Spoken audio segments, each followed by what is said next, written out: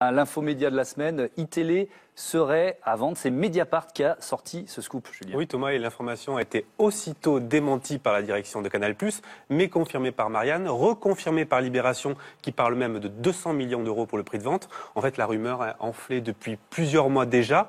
En septembre dernier, il faut savoir que Vincent Bolloré a renouvelé toute la direction d'iTélé et a promis un plan de relance avec des moyens supplémentaires. Un nouveau nom, mais tout ça n'est jamais arrivé, comme l'a expliqué Olivier Ravanello au micro de RTL.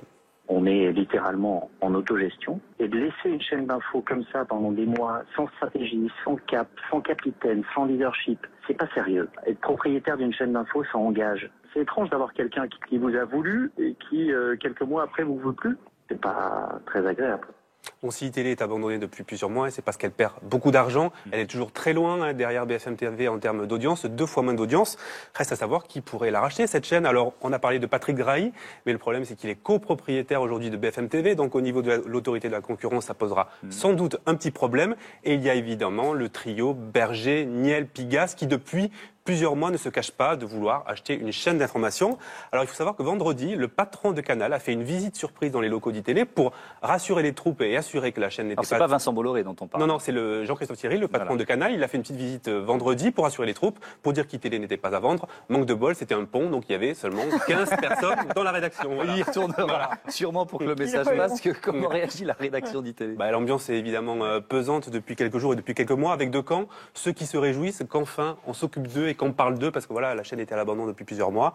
Et les autres qui s'inquiètent évidemment pour leur avenir, quand il y a une cession, généralement, c'est suivi d'un plan social derrière. On verra bien. Quand il y a un événement majeur dans l'actualité, est-ce que vous regardez les chaînes d'infos et si oui, laquelle? Plutôt BFM, iTélé, LCI? Quand il y a un événement majeur du type les grosses catastrophes auxquelles on a assisté ou les prises d'otages, je fais comme tout le monde et en même temps je suis terrassé de voir qu'on est en train de regarder depuis un quart d'heure un hangar avec des gars qui déblatèrent et qui disent n'importe quoi.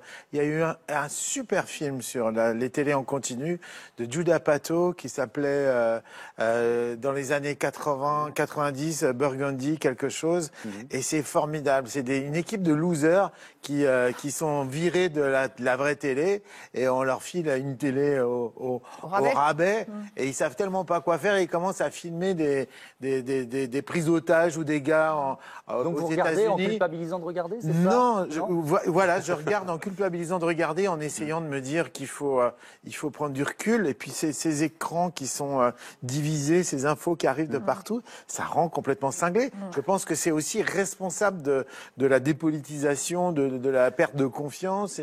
Bon, ça, on va pas ouvrir le débat. On peut aussi considérer que, par exemple, la diffusion des débats pendant les présidentielles ou les élections majeures, c'est aussi démocratiquement intéressant. Mais oui, que le grand public puisse assister à ces débats. Mais je veux dire, les spécialistes qui se mordent la queue et qui savent plus quoi dire avec des images de hangars, non. Les rois du meuble, c'est sûr, ceux qui meublent l'antenne.